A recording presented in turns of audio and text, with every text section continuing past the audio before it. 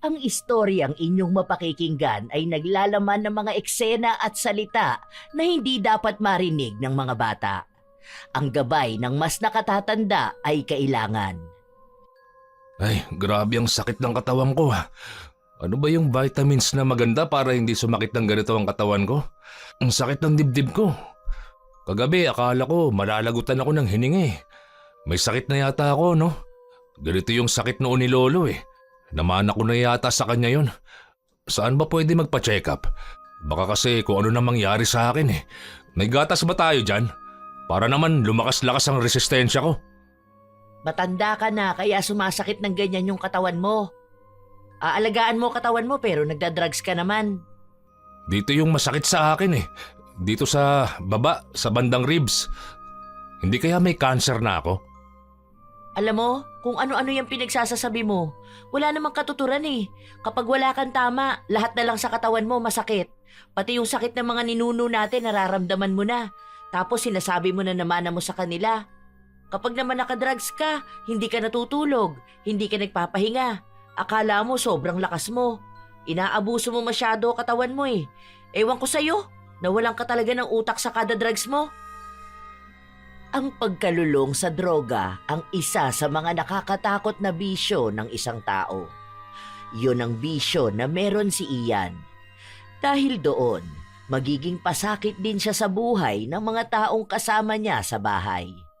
May pag-asa pa kaya siyang magbago?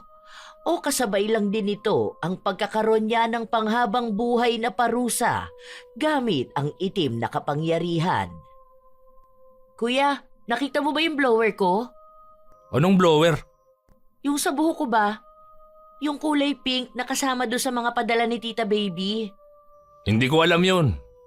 Saan ka pupunta? Baka sasama ka na naman doon kina Patrick ha? Alam mo naman ng mga adik yung mga yon. Baka nag-a-adik ka na rin dyan ha? Bakit mo ba ako pinakikialaman ha? Aalis ako kung kailan ko gusto. Sasama ako kung kanino ko gusto. Kung ikaw nga hindi ko pinakikialaman eh. Naano lang ako. Kasi alam mo naman ugali ng mga yun. Ilang beses ka na nga pinagsabihan ni nanay na huwag kang sasama sa mga adik eh. Baka mamaya nakikisali ka na sa kanila. Maawa ka naman sa mga anak mo.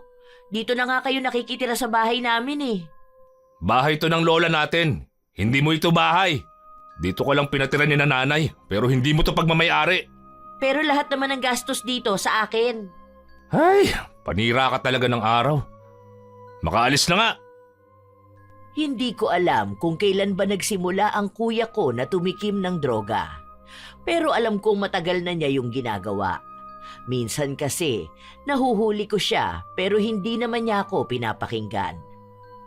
Mapagpalang araw po, Lola Telang. Magpapakilala po ako bilang si Liberty, isa sa masugid na tagapakinig ng inyong channel.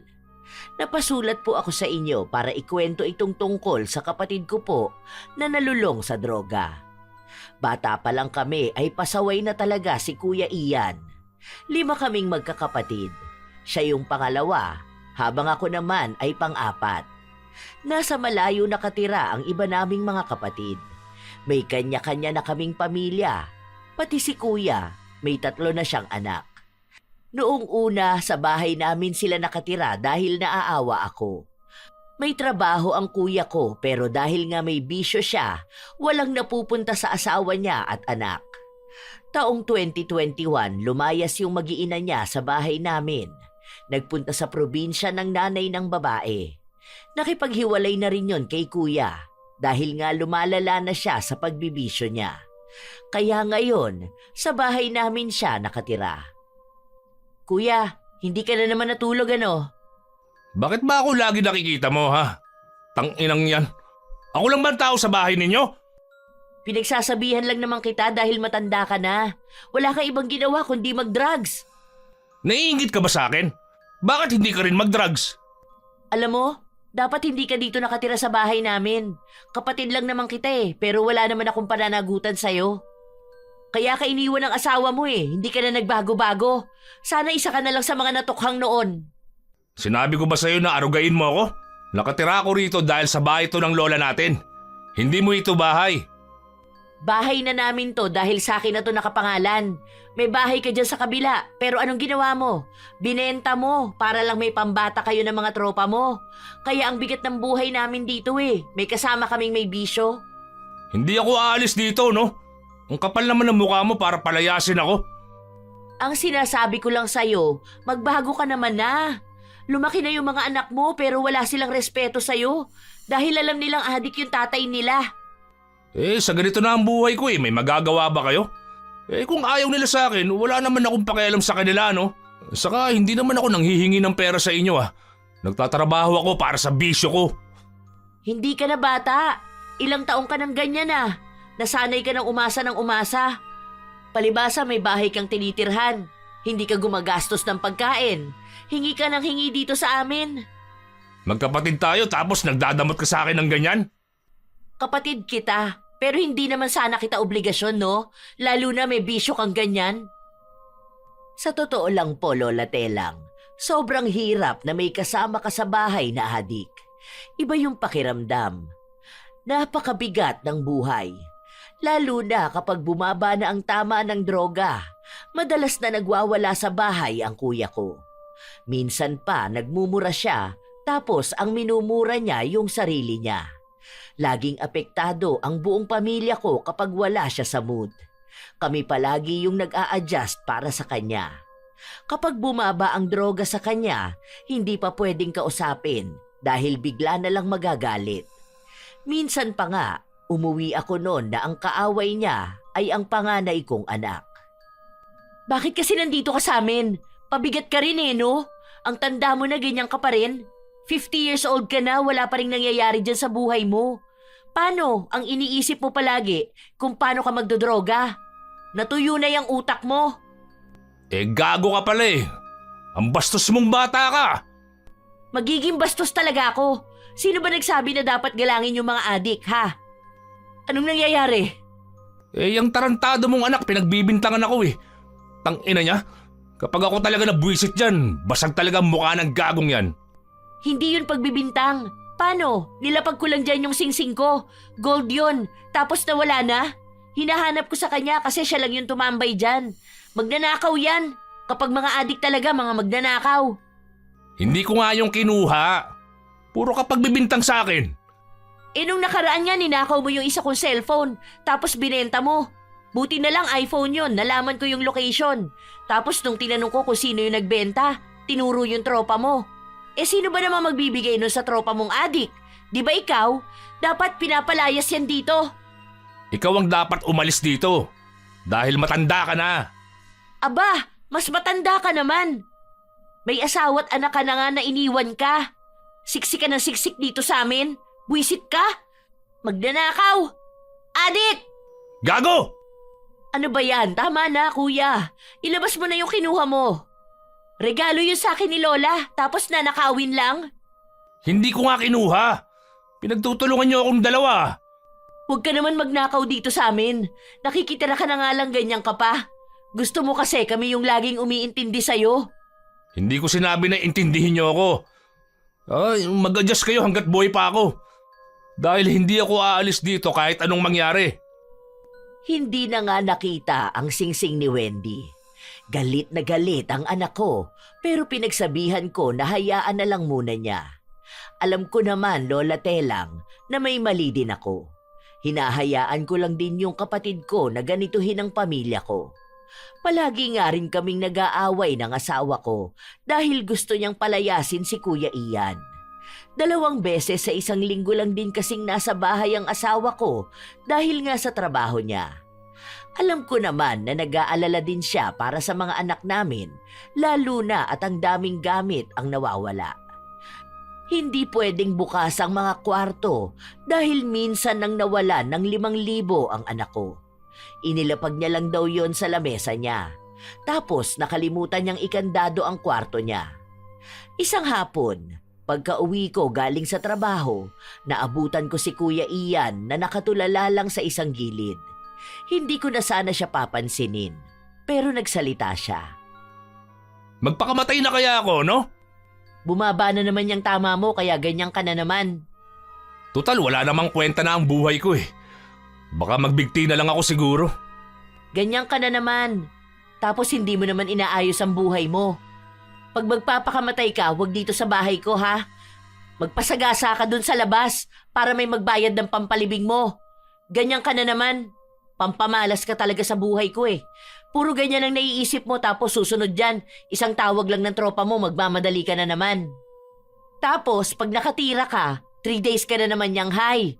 Akala mo si Superman ka.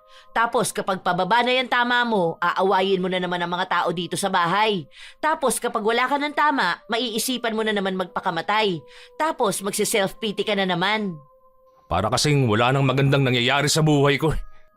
Eh ano ba kasi nga asahan mo magandang mangyayari sa buhay mo kung wala ka namang ibang inatupag kundi ang mag-drugs?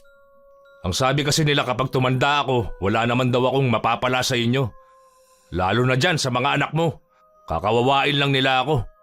Alam mo, ikaw ang kumakawawa sa sarili mo. Ilang beses ka na naming sinasabihan na ayusin mo yung buhay mo, pero hindi mo namang ginagawa. Tingnan mo nga yung sarili mo oh, lubog na yung panga mo. Tapos panay kang huya dyan kahit wala ka namang kinakain. Alam kong naiisip mo lang yan ngayon kasi wala kang tama ng droga. Iba na naman yung utak mo kapag balik ng mga kaibigan mo. Halos buong araw na nagpapaawa si Kuya Ian. Lagi niyang sinasabi na kawawa raw siya, na tumanda na siyang ganon ang buhay niya. Pero pagkatapos naman nun, nakakulong na naman siya sa kwarto niya. Nagsisindi na naman. Pagkatapos ng mga paawa niya, nagsimula na naman siyang magkalkal ng kung ano-ano. Nang hihingi siya ng mga sirang charger, aayusin niya raw. Hanggang madaling araw, ganon ang ginagawa niya. Kung ano-anong sirang gamit ang kinakalikot niya. Nakita ko pa nga po siya na kinukumpuni yung pinatapon ko ng plancha. Hanggang sa nagising na ulit ako ng umaga. Ang daming kalat sa sala.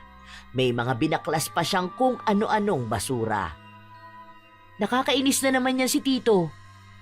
Tignan mo, after 3 days niyan, magwawala na naman yan dito sa bahay. Dapat kasi hindi ka na naaawa dyan eh. Pinapalayas mo na yan dapat. Nung panahon ni Duterte, dapat tinuro mo na yan eh para binaril yan dun sa labas. Wag, nakakaawa naman. Mas maawa ka naman sa mga tao dito sa bahay, ma. Ang tagal na natin nagtitiis sa kanya eh. Mga bata pa lang kami, nananahimik na kami palagi kapag galit siya. Alam mo ba kung ano epekto nun sa mental health namin? Parang pati mood sa bahay, nakadepende sa kanya. Walang katahimikan dito sa atin. Wala namang kasing kukup-kup sa tito nyo. Saka pinagsasabihan ko naman siya. Pinagsasabihan nyo ni hindi nga nakikinig yan. Nakaka-drain dito sa bahay. Nakikita ko pa lang siya, sira na mood ko. Lalo na kapag ganyan na nakatira siya. Ang galaw-gaw niya, kung ano-anong pinaggagawa sa bahay. Tapos kapag lobat na, mumurahin na niyan sarili niya. Nagsasalita na siya mag-isa. Kaya hindi rin tayo umaasenso eh. Yung malas nandito mismo sa bahay. Pero kasi kapag nakikita ko siya, naaawa ako.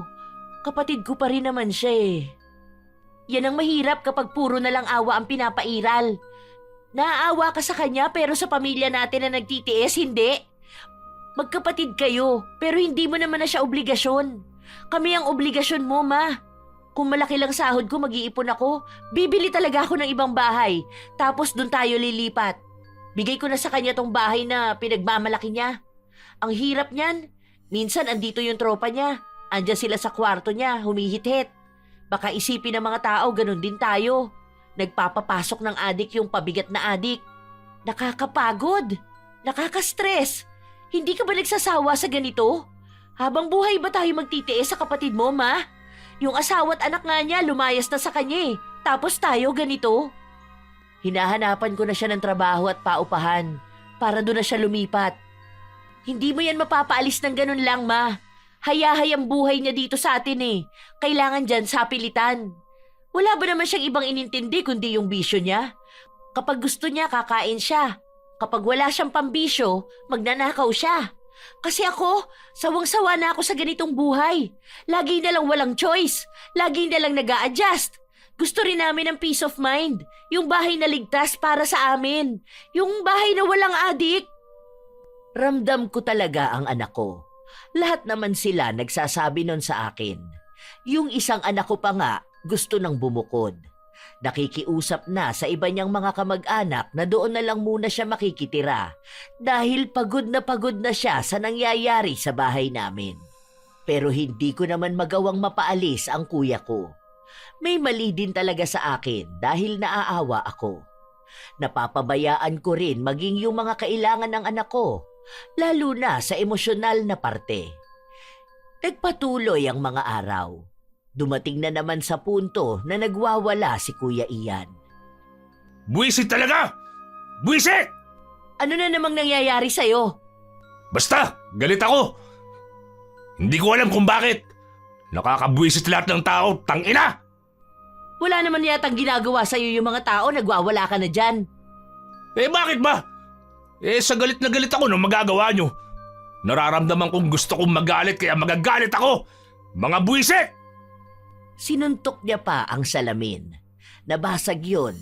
Tapos, galit na galit siya maging sa kurtina na sumagi lang sa kanya. Sinipa niya rin ang sofa at lamesa. Hindi ko na lang pinatulan dahil alam kong pababa na ang droga na hinithit niya nung nakaraan. Kapag ganyan kasi nagalit siya ng walang dahilan, lahat ng sasabihin sa kanya ay mamasamain niya. Pagod ako sa trabaho. Pero mas nakakapagod ngang magkaroon ng kasamang ganito. Gusto ko naman siyang intindihin bilang kapatid ko siya. Wala na ang mga magulang namin. Tapos kami-kami na lang ang magtutulungan. Pero naiisip ko rin, paano ko naman siya tutulungan kung ayaw niyang tulungan ang sarili niya? Matapos ang pagwawala niyang yon, kinabukasan, para naman siyang lantang gulay. Wala siyang ginawa maghapon kundi ang matulog. Tuloy-tuloy yun hanggang sa kinabukasan. Ilang araw walang tulog tapos ngayon maghapon naman tulog. Sana ganyan na lang siya palagi. Yung tulog siya tapos hindi natin nakikita. Nasaan pala yung ulam dito? Yung binabad kong karne. Baka yun yung niluluto niya kagabi. Ang dami niyang nakain ah. Ubus nga yung kanin. Tapos pati yung uwi na pansit ni Bunso, kinain niya rin. Pati yung mga tinapay. Tinago ko nga yung palaman ko eh. Yung bigay ni Jed na strawberry jam. Imbis na nasa ref sana mga pagkain, ando na sa kwarto ko. Bibili ako ng maliit na ref para maitago ko yung mga pagkain ko. Hala, baon ni Bunso yun eh. Hindi naman pwede na hotdog na naman ang baon nun. Nagre-reklamo na nga sa akin. Buti kung may hotdog pa dyan. Ubus na rin? Ano pa ba? Hinala ko nga pati yung bigas natin kinukuha niya. Tapos pinapalit niya ng drugs. Kasi wala naman siyang pera, di ba? Anong ipapambili niya? Ano, titikim lang siya dun sa tropa niya? Hindi rin naman siya ililibre nun. Ano ba naman yan? Nakakainis naman. Puro inis ka lang naman sa salita, May. Kapag naman gagawa ka ng action, wala ka magawa. Kapag naman tinaguan mo yan ng pagkain, magagalit yan. Sasabihin na naman niyang ayaw natin siyang bigyan ng pagkain, na napakadamot natin sa kanya. Para namang hindi mo siya kabisado. Bili ka na lang muna para bago ako pumasok magluluto ako. Papasok na nga ako. Bigyan mo na lang pera si Bunso. Sabihin mo bili na lang siya ng baon niya sa labas. Pagsabihin mo naman yung kuya mo, ma. Noong umalis si Wendy, saka naman lumabas si Kuya Ian sa kwarto niya. Kahit na maghapon at magdamag na siyang tulog, antok na antok pa rin siya. Ay, grabe. Ang sakit ng katawan ko ah. Ano ba yung vitamins na maganda para hindi sumakit ng ganito ang katawan ko? Ang sakit pa ng dibdib ko. Kagabi, akala ko malalagutan na ako ng hininga eh. May sakit na yata ako, no? Ganito yung sakit noon ni Lolo eh. Namana ko na yata sa kanya yun. Saan ba pwedeng magpa-check up? Baka kasi kung ano na mangyari sa akin eh. May gatas ba tayo dyan? Para naman lumakas-lakas resistensya ko. Matanda ka na kaya sumasakit ng ganyan yung katawan mo. Aalagaan mo katawan mo pero nagdadrugs ka naman. Dito yung masakit sa akin eh. Dito sa bandang baba ng ribs. Hindi kaya may cancer na ako?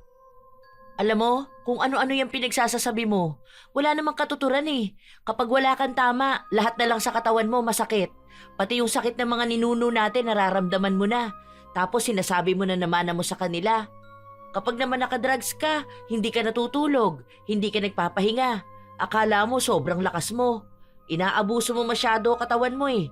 Ewan ko sa'yo, nawalan ka talaga ng utak sa kada drugs mo. Hindi ka kasi nag-aalala sa akin eh. Ako lang naman ang nag-aalala para sa sarili ko. Ayan, ganyan ka na naman. Magsi-self-pity ka na naman. Tapos niyan, magdadrama ka na naman na walang nagmamahal sa'yo. Manawa ka naman sa kagaganyan mo. Ayusin mo naman ang buhay mo. Hindi para kung kanino, kundi para sa'yo. Tumanda ka na't lahat-lahat, ganyan ka pa rin. Edad lang nagbabago sa'yo. Nasasabi mo yan kasi masaya ang pamilya nyo. Aba, masaya naman dapat ang pamilya mo, di ba? Ang bait ng asawa mo eh. Kaso lang ganyan ka. Kung hindi lang din naman kita kapatid, hindi kita pagtitiisan, no? Hindi ko rin naman sinabi na pagtiisan mo ako, di ba? Magtatrabaho pa ako. Ayoko na ng kung ano-anong usapan na ganito. Pinabayaan ko si Kuya Ian na dumaing ng kung ano-ano mang nararamdaman niya. Kung ano-ano na lang kasi ang masakit sa kanya kapag wala siyang tama ng droga. Halos 3 araw na ganun siya. May iniinom din siyang bitamina. Tapos tuwing umaga, gatas ang iniinom niya para daw hindi siya magkasakit. Hanggang sa isang araw na naman, may impluwensya na naman ng droga ang katawan niya. Kapag ganito, wala siyang ibang ginawa kundi ang magkikilos. Umaakyat pa nga siya ng bubong para ayusin ang tumutulo kapag umuulan. Pagkatapos nun, nagulat ako dahil pati yung kabilang bahay namin ay inaayos niya yung mga sira. Habang nakatingin ako sa ginagawa ng kapatid ko, dumaan sa likuran ko ang anak ko. Masipag na naman yan. Tapos niyan sa susunod na araw, sisirain niya yung inayos niya. Masipag sana si Kuya Ian eh, kaso kapag nakadrugs lang. Buti sana kung ganyan siya kasipag lagi. Tapos magtatrabaho na siya, tapos magbabagong buhay. Kaso hindi eh. Ganyan siya kasipag tapos kapag lowbat na siya, pagod na buong katawan niyan. Hindi siya nakakakilos kapag hindi nagdadrugs. Dapat pinaparehab yan eh. Dapat nga nung una pa lang na nahuli niyong nagdadrag siya, nasa rehab na yan eh. Hindi yung pati mga magulang niyo. Kinonsinti siya. Ayan, mukhang malala na siya. Mahihirapan na yan magbago. Kinausap ko nga yan nung nakaraan. Di ba masakit yung katawan niya? Tapos nagpapabili ng vitamins. Kako bukas din naman titira siya ng iba niyang vitamins. Ayan na nga. Puro ka lang naman din salita, May. Wala naman ako ibang naririnig sa'yo kundi puro puna na ganyan. Pero inaalagaan mo pa rin naman yung kapatid mo. Kaya hindi yan natututong tumayo sa sarili niyang mga pae dahil alam niyang may masasandalan siya. Pero mabait naman siyang tito niyo. Noon siya rin ang tumutulong sa akin para mapalaki kayo eh. Kapag walang maibigay ang papa niyo, siya ang dumidiskarte. Mali lang talaga sa kanya yung hindi niya maiwasan ang pagdodroga. Hindi naman pwedeng ma-justify yung pagiging drug addict niya dahil lang sa mabait siya.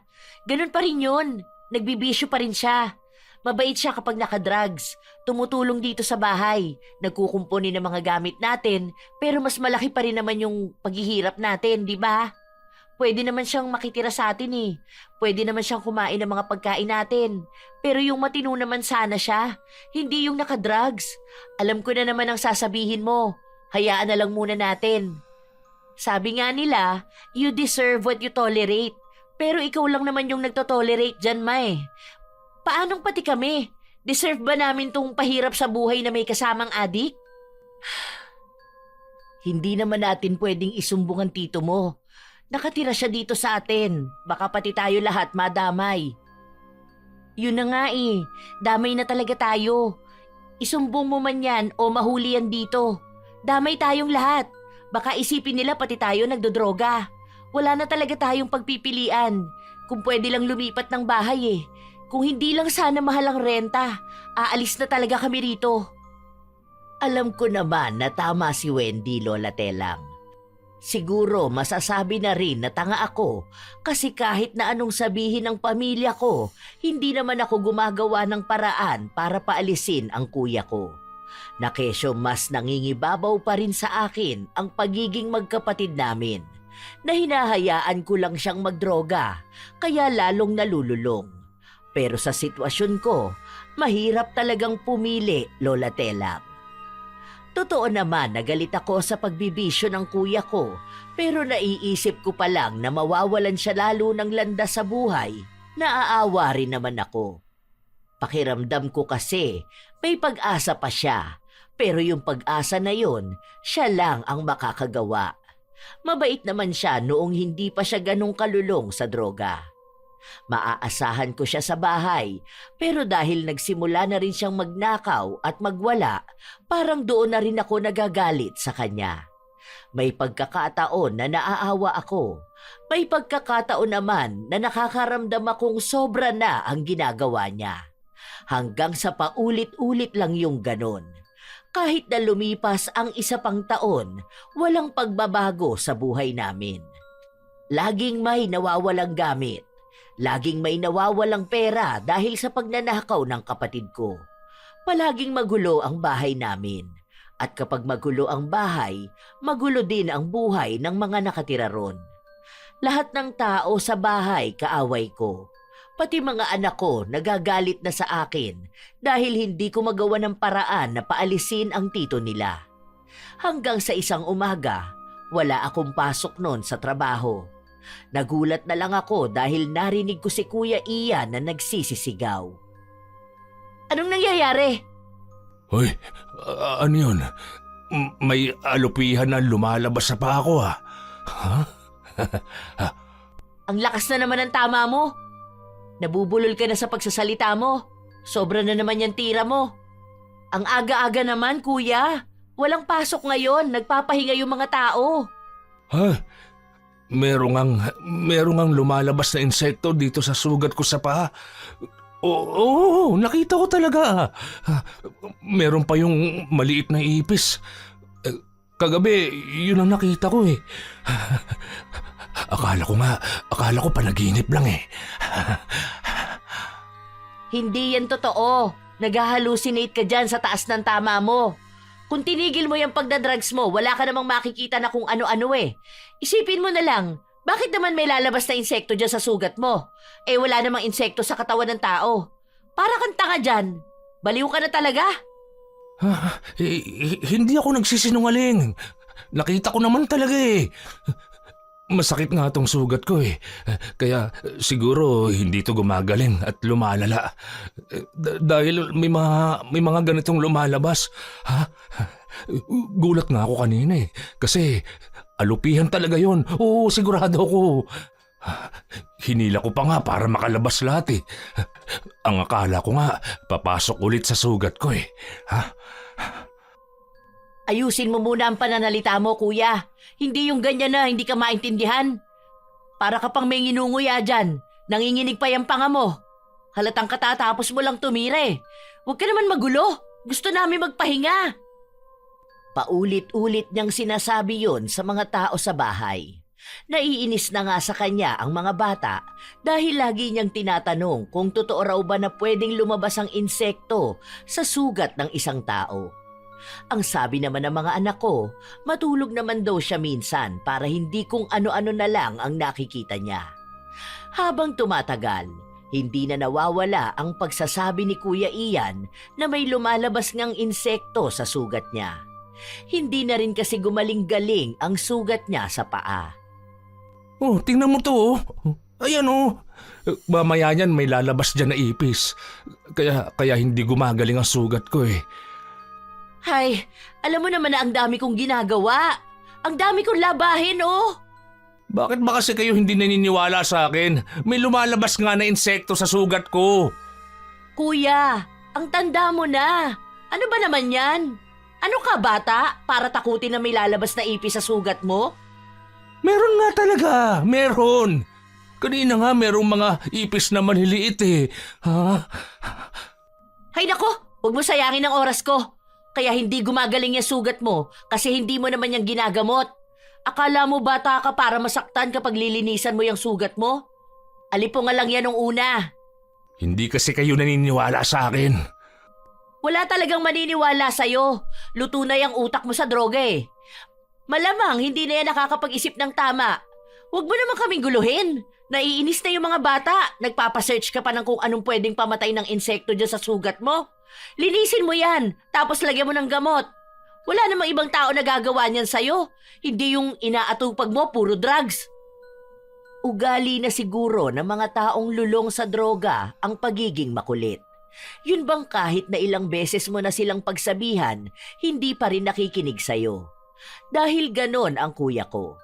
Kasasabi ko lang sa kanya na huwag siyang magulo, pero pabalik-balik siyang parang bata para ipakita sa akin ang sugat niya. Sa inis ko, pinatakan ko yon ng Sonrox. Aray! Aray ko naman, pambihira ka! Ba't mo naman ako binuhusan ng Sonrox? Aray ko! Alam mo namang masakit yan eh! Ano ba? Ang kulit mo naman kasi! Nakita mo ang dami kong ginagawa rito? Aray! Ano ba? Pwede mo naman akong paalisin ah! Tama na! Pinapaalis naman kita, di ba? Panay ka pakita niyang sugat mo. Wala naman lumalabas dyan. Itigil mo yung pagdodroga mo. Tingnan mo, malalaman mong wala talagang insekto dyan sa sugat mo. Doon ka na nga! Isa pa, baka iskubahin ko pa yung sugat mo. Paharang-harang ka dyan. Hindi na nga ako kinulit ni kuya, pero yung mga anak ko naman. Kaya nung natapos akong maglaba, sa akin naman sila nagreklamo.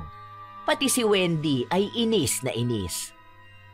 Wala siyang ibang ginawa kundi sabihin na mamaya may ipis na naman. Ano ba naman yun?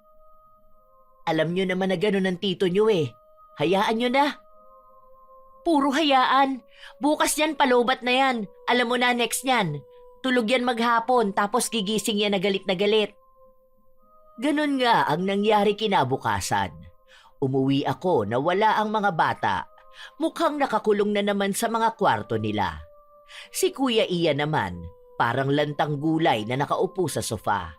Nakabuka pa ang bibig niya at parang doon siya humihinga. Nakatulala lang siya. Para bang pagod na siya sa buhay niya. Sanay naman ako sa ganon niyang itsura, lalo na kapag wala ng epekto ang droga sa katawan niya. Bakit ang daming kalat na bulak dyan? Huwag mo akong kausapin. Nagtatanong lang ako. Nagtatanong ka? Hindi mo ba nakikita naglilinis ako ng sugat ko? Palibhasa, wala kayong pakialam sa akin eh. Sino ba naman ako sa buhay niyo rito, di ba? Ayan ka na naman.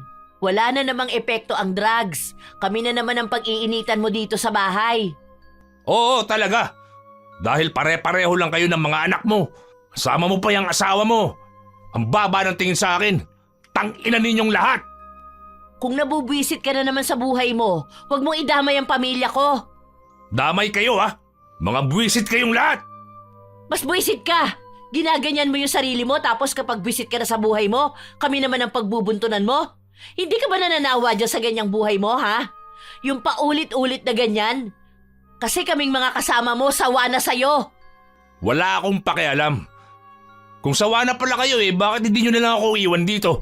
Lumayas kayo! Layas! Bahay namin to tapos kami ang lalayas? Oo! Dahil may pamilya ka naman. Kaya lumayas kayo rito. Kuya, ayusin mo yung buhay mo. Tumatanda ka na. Hindi ka na bata para alalayan. Hindi yung ganyan ka palagi. Wala naman kasing ibang laman yung utak mo kundi droga eh. Hindi mo isipin kung anong pwede mong gawin para makabawi ka man lang sa sarili mo. At dun sa mga anak mong lumaki na't lahat-lahat, hindi ka pa rin napapatawad. Wala akong pakialam sa kanila. Magsama-sama kayo. Pagtulungan niyo ako. Hindi ka namin pinagtutulungan. Sinasabi lang namin kung ano yung totoo. Gusto mo kasi yung puro ganun ka sa barkada mo eh. Yung mga iniwan na rin ng pamilya nila. Mga wala na rin kwenta yung mga buhay nila. Kung lagi kang magse-self-pity dyan, walang mangyayari sa'yo. Matuto ka ibangon ng sarili mo. Kasi wala namang ibang magbabangon yan kundi ikaw lang.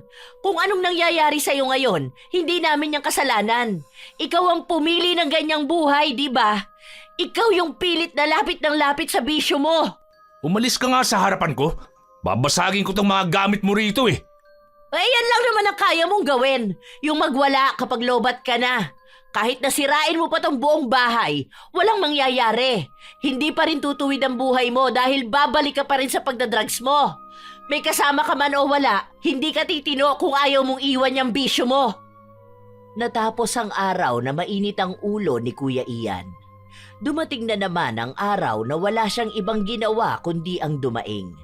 Sa totoo lang, para siyang may 4 o 5 pagkatao. Parang iba-iba yung ugali niya, depende sa araw o kaya sa epekto ng droga sa kanya. Pagkatapos naming kumain, naiwan ako sa kusina at ang anak ko. Yung kapatid mo doon, ma, ang dami na namang iniinda. May sakit daw siyang ganun kay Luloy. Di ko alam kung sino yung si Luloy. Tapos yung ganito-ganyan niya, sumasakit. Baka raw may cancer na siya. Ganun daw ang sintomas ni Bubay bago namatay. Hindi ko alam kung sino yung pinagbababanggit niya. Baka mga kakilala niya yan na hindi naman natin nakikita. Nababaliw na naman. Masakit nga raw yung sugat niya sa paa. Hindi raw gumagaling. Ewan ko dun. Kinamot niya ba naman eh. Kagat lang ng lamok yung sa kabila. Galit na galit daw siya kasi Makate. Kaya kinamot niya hanggang sa nagsugat. Tapos noon yung sa kabila, alipunga lang. Hindi ko alam kung anong ginawa niya, bakit lumala ng ganon. May lumalabas nga raw na ipis. Kako, baka pugot na pari naman ang susunod na lalabas sa sugat niya. Nakakapikon, di ba? Hindi ko alam kung matatawa ko o ano. Halatang grabe umandar yung utak niya eh. Sobra talaga. Tingnan mo, mamaya yan, hihingi na naman niya ng vitamins. Habang nag-uusap kami ng anak ko, saka naman dumating si Kuya Ian. Ang dami na naman niyang iniinda sa katawan. Dahil naiinis si Wendy na makarinig ng ganon, umalis na rin siya agad. Nakahawak pa nga si Kuya Ian sa balakang niya habang iika-ika siyang naglalakad. Ay, aray. Ang sakit. Ang sakit sa banda rito ko. Sa kidney yata to, no? Baka kailangan ko ng mag-dialysis. Ganito yung nararamdaman ni paring Vic eh. Akala nila wala lang daw. Tapos nalaman na malala na pala. Meron pala siyang bato sa kidney. Kung ano-anong sakit naman yung minamanifest mo. Wala kang ibang sakit maliban sa utak mo. Ayan ka na naman eh. Hindi ka na naman naniniwala sa akin. Kung gusto mong walang maging sakit dyan sa katawan mo, huwag kang mag-drugs. Mas mabisa yun. Hindi yung kung ano-ano na lang iniisip mong sakit mo. Pati yung sakit ng ibang tao, gusto mo maging sakit mo na rin. Bukas niyan, kapag tinawag ka ng tropa mo, malakas naman kayo niyan. Bigla ka na namang makakapagbuhat ng kung ano-ano. Meron talaga akong sakit. Hindi ko lang alam kung ano. Hindi ba yung mga kamag-anak natin, ang dami nilang sakit? Kakaisip mo ng sakit ng iba, baka magkatotoo yan. Isipin mo, walang mag-aalaga sa'yo. Hindi ka aalagaan dito sa bahay kapag nagkasakit ka. Wala ka rin namang asawa eh. Hindi ka rin naman naaalagaan ng mga anak mo. Ewan ko na lang kung ano mangyari sa'yo niyan. Saan ba pwedeng magpa-check up? Kung sakali, pwede naman yung magpatulong sa munisipyo kapag may sakit ako, di ba? Kunwari, kailangan kong operahan, ganun. Kasi itong sa paa ko, hindi na talaga gumagaling-galing eh. Hindi ba kapag nga ang paa may sugat, may mga sign daw yon na may sakit ka sa loob ng katawan mo? Hindi ko alam sa'yo, kuya.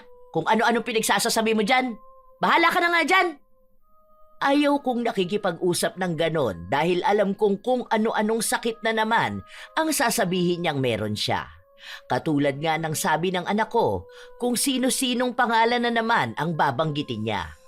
May sakit yung kakilala niya, ganon yung nararamdaman, kaya baka ganon din yung sakit niya. Minsan hindi ko pa alam kung anong sakit yon, basta narinig niya lang kung saan. Hanggang sa kinabukasan, tumawag yung tropa niya, pero hindi siya makalabas ng kwarto niya dahil sa kanyang paa. Hindi naman makapasok yung tropa niya dahil umuwi yung asawa ko noon. Siguro halos 3 araw na ang lumilipas na hindi nakakapagdroga ang kuya ko. Ang akala ko noon magandang senyalis yon, na baka naiisip na niyang magbago. Pero parang mas lumalala pa siya. Minsan pa, naabutan niya kami ng bunso kong anak na nag-uusap. Tungkol yon sa pagpapaalam ng anak ko na pupunta siya sa bahay ng kaklase niya. Lumapit noon si Kuya Ian. Ano yun? Pinag-uusapan niyo ba akong mag-ina? Pinag-uusapan niyo ako, no? Tungkol na naman saan? Ano? Sa bisyo ko na naman, ha? Anong pinagsasasabi mo? Ayan, napapraning ka na. Nagpaalam lang sa akin yung bata. Bakit ka naman namin pag-uusapan? Akala mo ata lahat ng bagay sa buhay namin tungkol sa'yo. Dahil alam ko na yan, ha? Hindi ako tanga. Para kang tanga dyan, kuya. Praning ka na talaga, no? Tingnan mo nga yung itsura mo. Nakakatakot na. Nakakatakot naman talaga siyang tingnan, Lola Telang. Hindi ko alam kung bakit gano'n ang itsura niya. Yun bang kahit na hindi naman tungkol sa kanya ang sasabihin mo, iisipin niyang para sa kanya. Buong araw na gano'n siya. Minsan nga, nagsasalita pa siya kahit na wala naman siyang ibang kausap. Hanggang sa nakasinghot na naman siya ng droga. Naging maayos na naman siya kahit paano. Naging masigla siya. Wala na naman siyang kapaguran. Sakto pa noon na walang tubig dahil may problema noon. Kaya si Kuya Ian ang nag-igib para sa bahay. Pati nga sa mga kapitbahay namin. Kaya nagkaroon siya ng pansamantalang trabaho. May pera na naman siya. Ibig sabihin, tuloy-tuloy na naman ang pagdodroga niya. Halos 1 linggo yun. Sagana siya, kaya halatang sa mga susunod niyan, mas malala pa yung pagwawala niya kapag bumaba na ang tama niya. Isang araw, wala na naman siyang ibang ginawa kundi ang magsisigaw.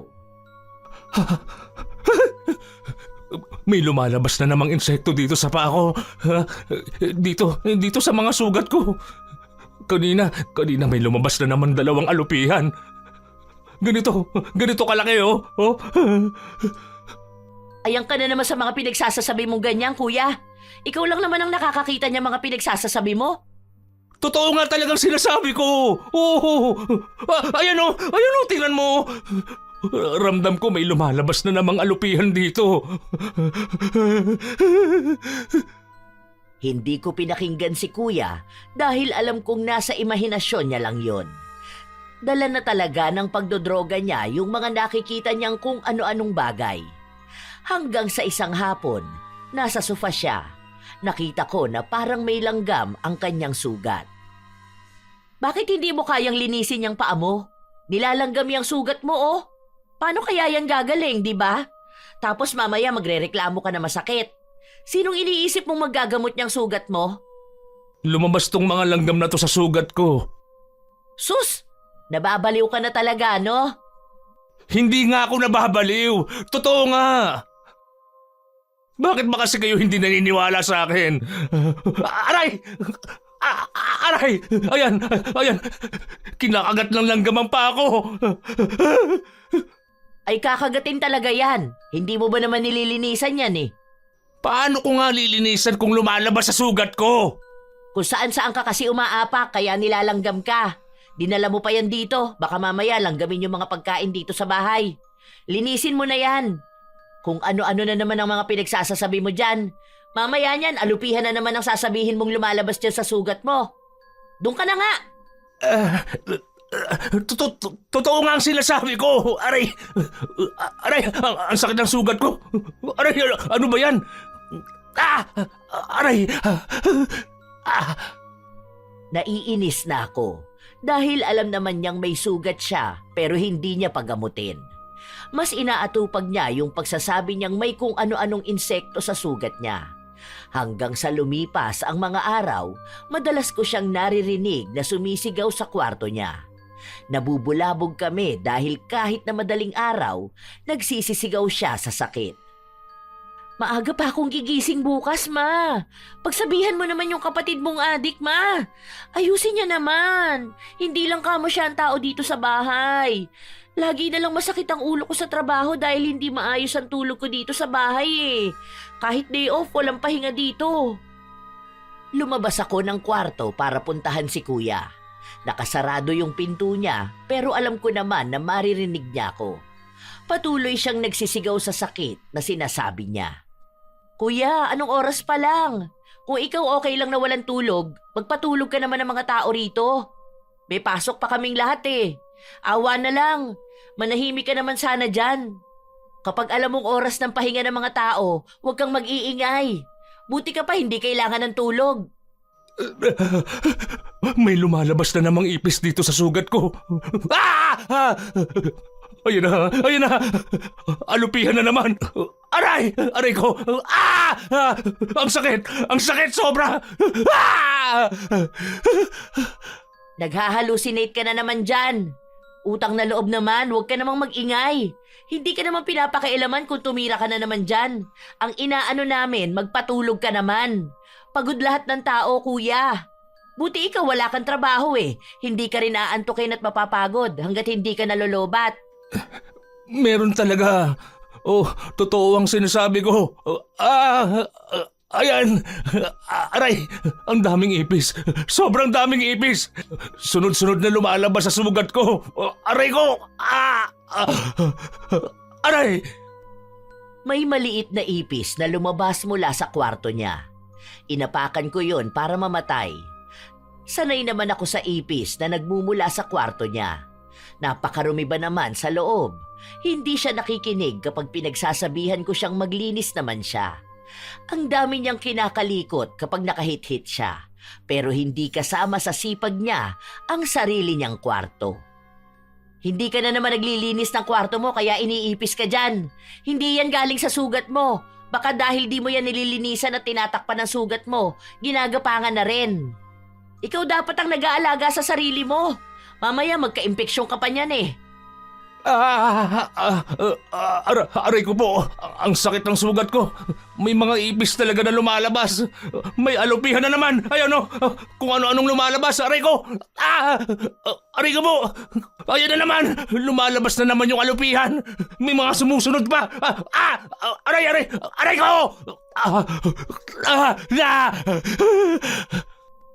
Hindi talaga siya maawat na wag mag-iingay. Panay siya sigaw. Halata sa boses niya na nasasaktan siya, pero alam kong wala naman talaga yon. Nag-iingay lang siya dahil may nakikita siya o naiisip na siya lang ang nakakaalam. Ganon na kaluto ang utak niya sa droga. Ilang araw pa ang lumipas, wala siyang ibang bukang bibig kundi alupihan, langgam, ipis at yung sugat niya. Hindi na lang namin siya binibigyan ng pansin dahil nga alam namin na hindi naman totoo ang mga sinasabi niya. Isang umaga, lumabas kami ni Wendy para mamalengke. Oh, may alupihan! Yan daw yung lumalabas sa sugat ni Tito. Ganyan yung lagi niyang sinasabi, di ba? Tapos sisigaw pa yun siya kahit na hating gabi. Parang buong barangay gusto niyang gisingin eh. Buti na lang walang nagrereklamo, no? O baka tayo lang din ang nakakarinig. Ewan ko dun. Grabe na imagination niya. Ipis nga raw yun tapos alupihan. Minsan naman daw langgam. Pero nung nakaraan may alupihan sa bahay. Nagulat nga ako eh. Tapos parang dumadami ang ipis. Kahit anong spray ko at linis, ganun pa rin. Hindi ba naman dadami ang ipis kung sobrang dumi ng kwarto ng tito mo? Ang baho pa. Kaya siguro nakikita niya yung mga ipis. Tapos ayun, yung utak niyang luto na sa droga, gumagawa ng kakaiba sa kanya kaya akala niya galing yun sa sugat niya. Baka ginagapangan, ganon, tapos akala niya lumabas na. What if totoo nga yun, ma? Na may lumalabas sa sugat niya? Diyos ko naman, anak. Kailan pa nagkaroon ng insekto sa loob ng katawan ng isang tao? Malay mo lang naman, di ba? Ano yan, nabarang si tito mo? Alam ko sa mga nababasa ko parang ganun yun eh. Pero wala namang ganun sa totoong buhay. Mga imbento lang yun ng matatanda na galing sa probinsya. What if lang naman, di ba? Pwede naman yun na may magpapabarang sa kanya, lalo na kung galit sa kanya. Pwede naman yung ganun eh. Sino ba namang hindi magagalit sa ganung klase ng tao? Galit na galit pa naman mga tao sa mga adik. Sino naman ang may kilalang mambabarang? Ano yun, hahanap pa? Chat-chat sa FB? Dadayuhin pa sa probinsya, ganon? Hindi pa naman ako nakakakilala ng mambabarang. What if ako? Ano pinagsasasabi mo? What if lang naman na ako pala yung nagpabarang sa kanya? Bakit? May kilala ka bang mambabarang? Ano kasi yun? May nakilala ko dati. Hindi ko siya kilala. Hindi ko pa nga siya nakikita. Parang naging friend kami noon nung pandemic. Tapos ayun, kwentuhan kaming dalawa. Tapos sa kanya ako nagrarant. Mabait kasi yun eh. Tapos bigla niyang naikwento sa akin na nag-aaral siyang mambarang. Hindi ko naman alam kung totoo yun. Tapos ayun, biniro ko siya kung pwedeng ako magbigay ng una niyang babarangin. Kaya si Tito ang sinabi ko. Pero 2021 pa yun eh. Tapos ano yun? Ngayon lang umepekto? Hindi na kasi kami nakakapag-usap nun eh. Nahack yung account niya. Tapos nagpalit ako ng Facebook kasi nga nakalimutan ko password. Totoo ba? Opo ma, hindi ko naman agad yun na-realize eh. Kasi malay ko bang totoo nga na mambabarang yun. Basta ang sabi niya lang sa akin, sa Western Visayas ata siya nakatira. Sumabay lang naman ako sa trip niya. Malay ko ba, nagbibiruan lang naman kasi kami nung una. Loko-loko ka talaga? Kaya sinasabi ko na umiwas-iwas kayo dyan sa mga nakikilala nyo sa internet eh. Hindi ko pa naman nakita na may lumalabas na insekto talaga dun sa paan ng tito nyo. Kaya hindi ko alam kung ano ang totoo. Kung dahil ba doon sa barang o dahil sa pagdodroga niya. Naiinis kasi ako, hindi ka naman gumagawa ng paraan para mapaalis siya. Ayun, naisip ko na lang din. Saka dala na lang din yun ng galit at usapan namin. Naikwento ko lang bigla kasi galit na galit ako nung nawala yung relo ko. Alam ko ninakaw nung kapatid mong adik. Pero kahit na totoo man o hindi, wag ganon. Wag kang lalapit sa mambabarang. Kahit na sino pa ang kaaway mo. Kasi masama pa rin yun. Demonyo pa rin yung nagbibigay ng hiling mo. Baka mamaya may balik pa yun sa'yo. Ikaw pa ang makarma. Hindi ko na rin binigyan ng pansin ang sinabi ng anak ko. Ako kasi, hindi naman naniniwala dyan sa mga barang na yan. Kahit na yung nanay ko noon naniniwala sa mga itim na kapangyarihan. Tapos, base naman sa kwento ni Wendy, ilang taon naman na simula nung huling beses niyang nakausap yung kaibigan niya na sinasabi niya. Ilang araw pa ang lumipas, paulit-ulit lang ang lahat. Hanggang sa nagsisigaw na naman si kuya. Ayan na, lumalabas na naman. Ayan na, lalabas na naman ang alupihan. Aray, Ayan na, nababaliw ka na naman. Sobra-sobra ka na naman humit-hit dyan. Totoo nga! Aray ko po! Aray ko! Tingnan mo! Ayan na, oh! Ay! Diyos ko po! Ano yan?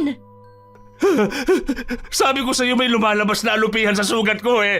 Aray ko! Aray! Sobrang sakit! Sobrang sakit niya talaga! Aray ko po! Hindi ko alam kung anong magiging reaksyon ko nung mga panahon na yon, Lola Telang. Nakikita mismo ng mga mata ko na unti-unting lumalabas ang alupihan sa sugat ng kuya ko. Dahan-dahan pa yon, parang hinahalukay pa ang laman niya. Magkabilang pa ayon, pero sa kabila naman ipis. Napapasigaw din ako kasabay ng pagsigaw ni kuya. Nasasaktan talaga siya. Hindi ko naman alam kung sinong tatawagin ko. Ang sakit talaga. Kaya hindi gumagaling ang sugat ko eh. Hindi ko alam kung saan ang galing ang mga yan.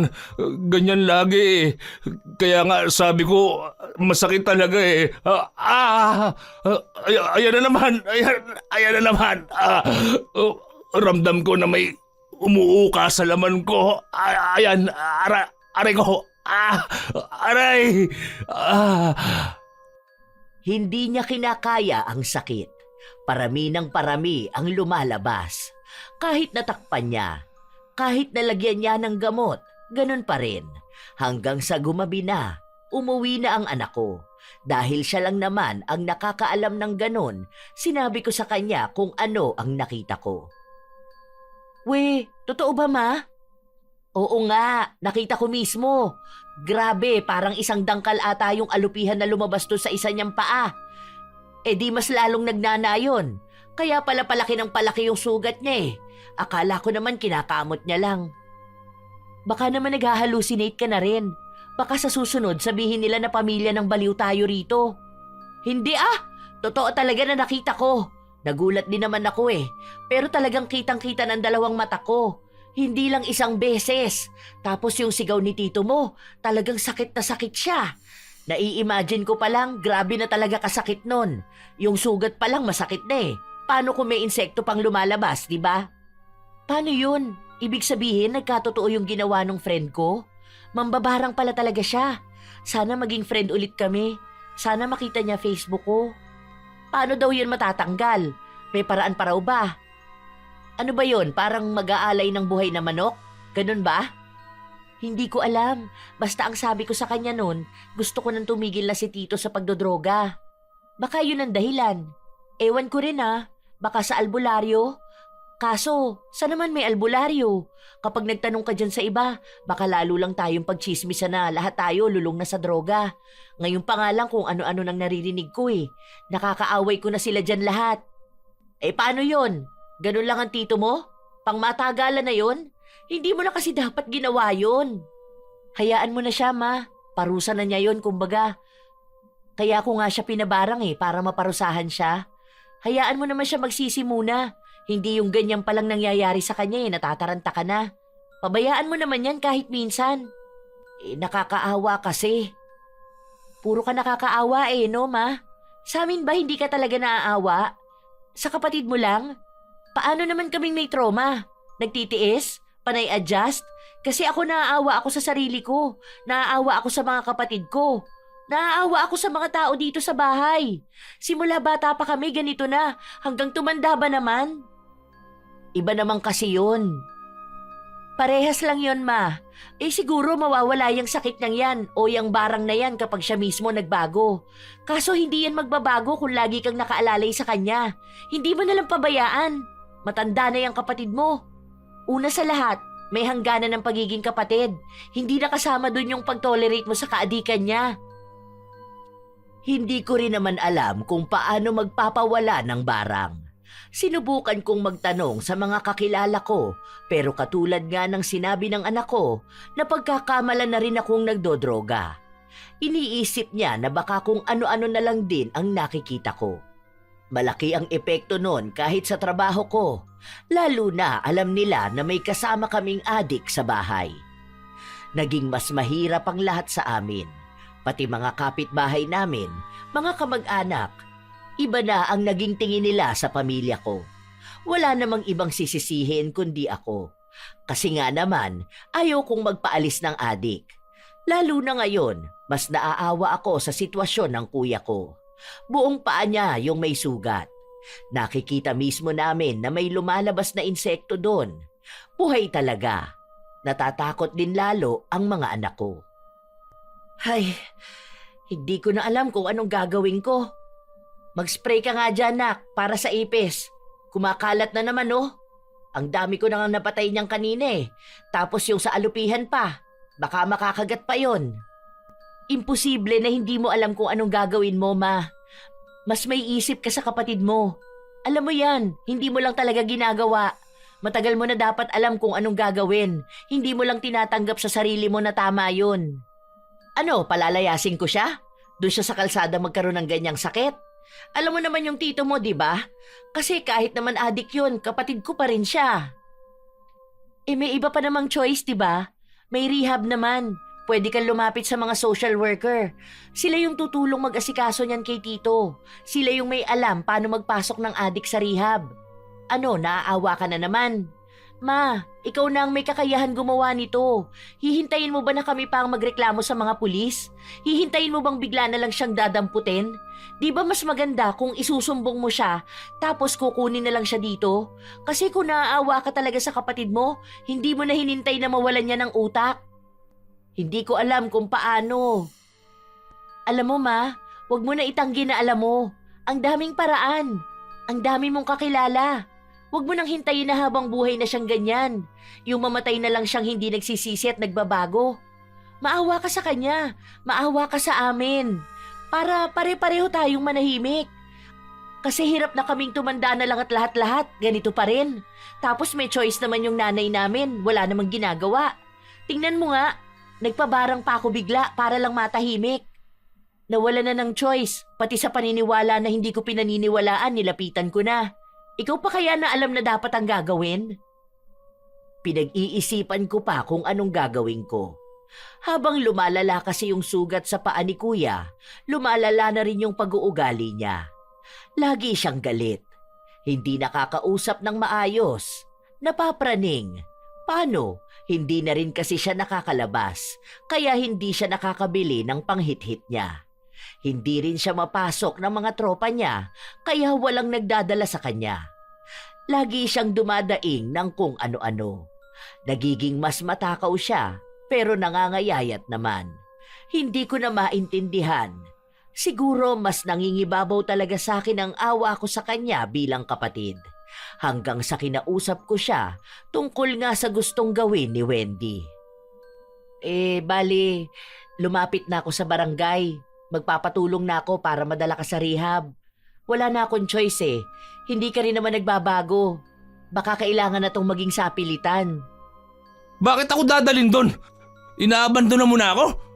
Ganito ba ang ibig sabihin ng kapatid para sa'yo, ha? Para din naman sa'yo to, kuya. Ang tagal mo ng ganyan eh. Tama naman sila na hindi pwedeng habang buhay na ganyan ka. Tumatanda na tayo. Kung tutuusin, dapat ine-enjoy natin ang buhay natin eh. Hindi yung ganito ka-stress. Tanga ka pala eh, ha? Alam mo na nga may sakit ako, di ba? Hindi mo ba nakikita tong mga pa ako? Hindi ko na nga alam ang gagawin ko sa nangyayaring to eh. At naglalabasan tong mga lintik na insekto na to. Hindi mo rin kasi ako iniintindi eh. Porket maayos kayong pamilya mo, kung ano-ano nang gusto nyong gawin sa akin. Wala man lang nag-aalala sa akin. Walang nangungumusta kung okay pa ba ako. Kung hindi na ba masakit tong mga pa ako. Kung anong kailangan ko. Akala mo ba masaya ako sa ganito, ha? Hindi ko naman sinabi na masaya ka. Ginagawa ko to para naman magbago ka eh. Matagal ka ng ganito. Oras naman na para baguhin mo ang sarili mo. Magkaroon ka na ng bagong simula. Kasi hindi pwede na habang buhay kang ganito eh. Kung hindi kami nag-aalala sa'yo, tingin mo ba hindi ko iisipin kung saan ka mapapabuti? Ang ibig sabihin, gusto mo talaga akong umalis dito sa bahay nyo? Gusto mong solohin tong bahay na to? Tapos magdadamutan nyo ako sa pagkain, di ba? Alam ko naman yun eh. Ramdam ko naman na ayaw nyo sa akin dito.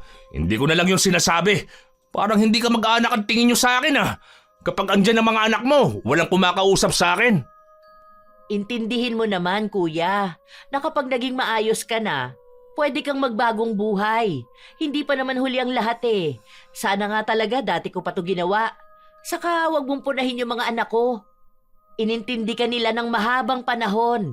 Kaya ngayon, gagawa na rin ako ng tamang desisyon. Hindi pwede na palagi na lang din akong naaawa sa'yo. Kasi yung mga anak ko nga naman yung mas nakakaawa. Basta, hindi ako sasama kahit na kanino. Hindi ako aalis dito. Matagal na akong nakatira rito eh. Kaya kahit na anong pilit nyo sa akin, hindi ako aalis! Galit na galit si kuya. Pinagmumura niya ako at lahat ng tao sa bahay. Kung ano-ano pang pinagsasabi niya. Ilang araw na gano'n ang ugali niya. Hindi niya kami kinakausap ng maayos dahil naiirita na rin siya sa sugat niya. Minsan nga, sinasaktan na niya maging sarili niya. Kaya yun na rin ang isa sa nakakaalarma. Ang sabi pa ng mga anak ko, baka masaktan din kami. Nagbanta rin kasi si kuya na kapag nainis siya, susunugin niya ang buong bahay. Kahit na hindi ko alam kung gagawin niya o hindi. Maraming tao pa ang madadamay pag nagkataon. Isang araw, hindi ako pumasok sa trabaho dahil darating ang mga tao nakakausap kay Kuya Ian. Galit po yun, kaya wag na lang kayo lalapit sa kanya at baka masaktan pa kayo. Banda rito na lang kayo pumuesto. Maliit lang din ang kwarto niya kaya siguro kahit isang tao na lang muna yung nasa loob. Pwede naman dito na bukas na lang ang pinto. Hindi pa agad kukunin si Kuya dahil kakausapin muna siya. Nagtaka rin sila dahil nakita nila kung paanong may lumabas na ipis sa sugat ni Kuya.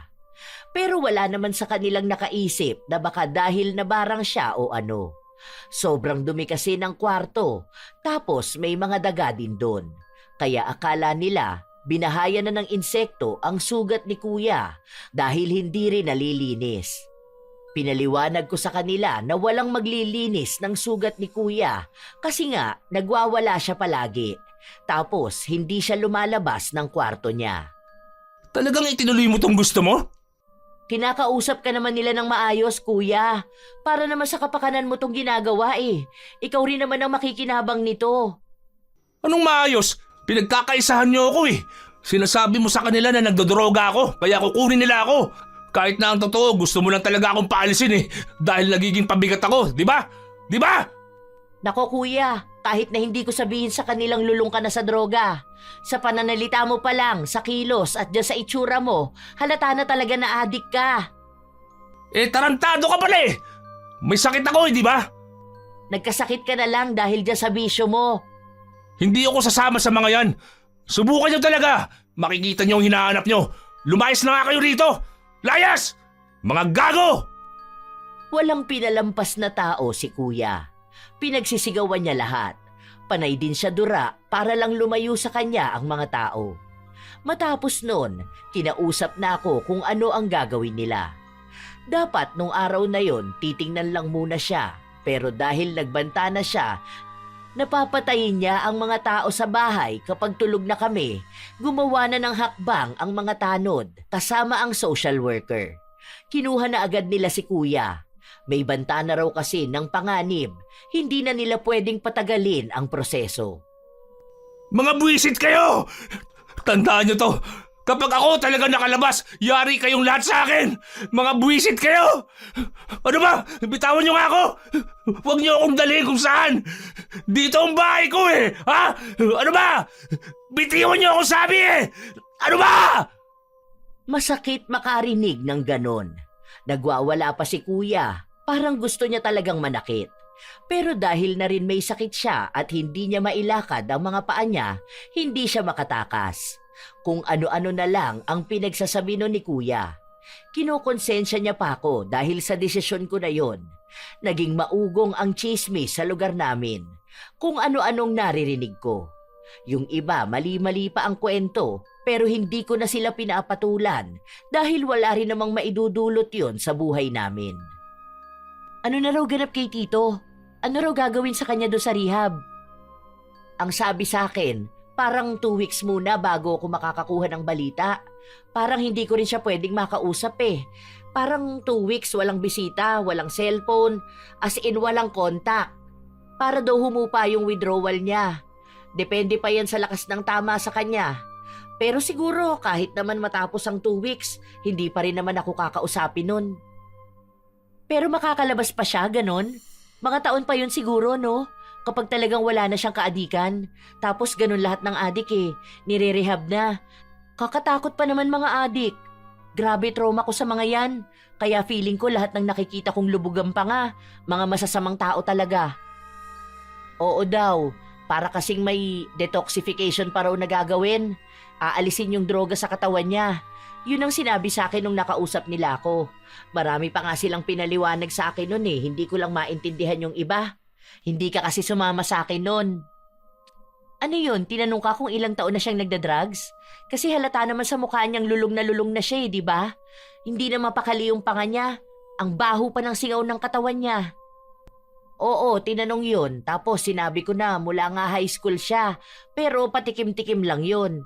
Tapos nung tumanda na siya hanggang sa yun na nga na isinumbong ko siya. Kaya malala raw talaga yung adiksyon.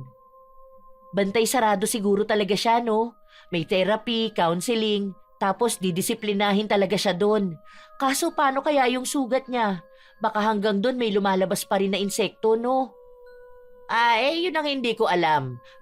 Pero ang sabi sa akin, nito lang daw may mga langgam daw yung sugat ni kuya. Hindi ko alam kung lumalabas ba yung langgam dun sa mismong sugat niya.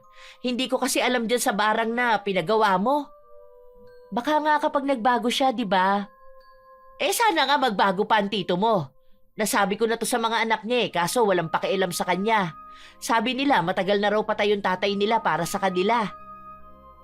Kaya ayun, naawa ka na naman sa kapatid mo. Aba syempre naman, kapatid ko pa rin naman yon. Kahit na, kung hindi naman kasi siya naging adik, hindi siya gaganunin ng mga anak niya. Ang babait kaya ng mga yon. Tingnan mo, ang peaceful ng bahay natin. Ang tahimik, walang biglang magagalit. Ang gaan, di ba? Kasi tama yung naging desisyon mo. Huwag kang magsisi, ma. Mas magsisi ka kapag napatay tayo ng adik. Palinisan natin ang kwarto ni Tito para doon na lang ilagay yung iba nating gamit. Daming foil doon sa ilalim ng kama niya. Huling-huli ang mga parapernalya. Di ba hinaluhog nga yung kwarto niya? Siguro naman magiging maayos na tong bahay natin, no? Kung ano man yung mangyayari kay Tito, siguro yun na yung desisyon niya para sa sarili niya. Gusto man niyang magbago o bumalik sa dati. Parang second chance na niya yan. Kaya ikaw ma, wag nang kung ano-anong iniisip mo. Hayaan mo namang mabuhay sa paraan niya yung kuya mo. Hindi yung sa kanya ka pa mas naaawa. Mga 3 linggo siguro yon nung may nagsabi sa akin na pwede kong bisitahin si kuya. Pero hindi matagal na usapan. Huwag ko raw papatulan kung sakali man na may sisihan. Dahil madalas daw kapag may nasa rehab na kamag-anak at hindi kusang sumuko yung tao, madalas na sinisisi nila yung nagturo sa kanila para mapunta ron. Galit pa rin daw kasi si kuya, kaya malabo na maiintindihan niya kung ano yung sitwasyon. Nag-aalangan pa ako na dalawin siya, pero nagpunta pa rin ako. Ano? Masaya ka na ba na nakikita mo ako rito? Na pinahihirapan mo ako? Masaya na ba kayo ng pamilya mo na wala na ako sa bahay nyo, ha? Hindi ko alam kung kailan ka makakalabas dito o kung kailan ba gagaling yang sa paa mo. Pero gusto ko lang sabihin sa'yo, sana maalala mo na ginawa ko to para sa'yo. Para magkaroon ka na ng maayos na buhay na hindi pa huli ang lahat para sa'yo. Hindi ko kailangan yung pinagsasasabi mo dahil hindi naman ikaw ang nahihirapan dito eh. Ginawa mo akong nakakahiya sa mga tao. Hindi ako ang gumawa ng nakakahiya, kuya. Saglit lang ako rito. Basta ang gusto ko lang sabihin sa'yo, sana naman, di ba? Sana naman makita mo na may masayang buhay kesa sa pag-aadik. Magsimula ka para sa sarili mo, hindi para sa ibang tao. Sana balang araw maintindihan mo tong ginawa ko. Para din to sa pamilya ko. Yun ang huling usapan namin ni kuya. Hanggang ngayon kasi, Lola Telang, nasa rehab pa rin siya. May balita naman ako sa kanya. Ang sabi nila, nagiging maayos na raw si kuya. Nag-aaral nga raw siya doon ng welding para kung sakali na makakalabas na siya, pwede na siyang magkaroon ng trabaho. Hindi ko alam kung magkikita pa ba kaming dalawa. Nung umalis kasi ng bansa si Wendy nitong nakaraang taon lang, ibinenta namin ang bahay. Tapos nun, kumuha kami ng ibang bahay malapit sa bagong pinapasukan na paaralan ng bunso ko. Malayo na yun doon sa bahay namin dati. Wala ring ibang nakakaalam dahil hindi na kami nagpabisita ng ibang kamag-anak. Alam na rin naman ni kuya na hindi na kami doon nakatira. Dahil yung isang naghahatid sa akin ng balita tungkol sa kanya, pinagsabihan ko na rin.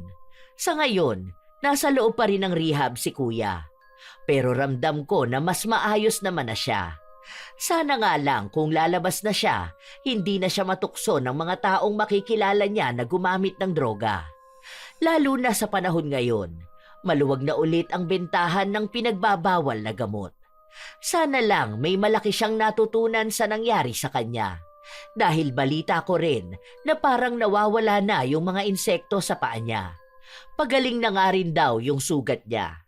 Baka totoo nga na nagbabago na siya. Hanggang dito na lang po ang pagbabahagi ko ng kwento ko, Lola Telang. Maraming salamat po. Tunay na mahirap magkaroon ng adik na kasama sa bahay. Dahil ang utak nila, mahirap hulaan. Hindi mo alam kung gagawa ba sila ng mali o masama. Araw-araw kang nabubuhay sa kaba.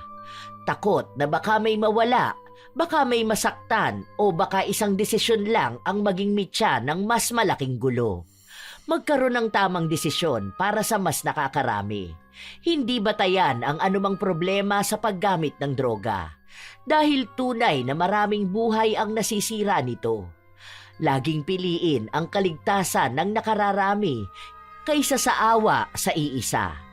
Magkaroon ng malasakit pero hindi ang konsintihin ang mali.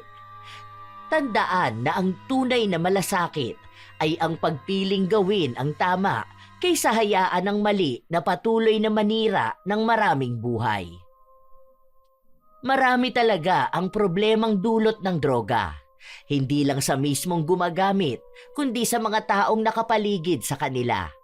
Kaya mga apo, wag na wag ninyong ilalagay ang sarili nyo sa ganitong sitwasyon. At sa mga gumagamit na, naway magkaroon kayo ng kalinawan para piliin ang mas matuwid na landas. Maaari pa rin kayong magbahagi ng inyong opinyon at kwento tungkol sa ibinahaging kwento ni Liberty. Naway nakapaghatid ito ng magandang aral. Ito ang inyong Lola Telang at maraming salamat sa palagi ninyong pakikinig mga apo. Apo. Apo. Apo. Apo. apo.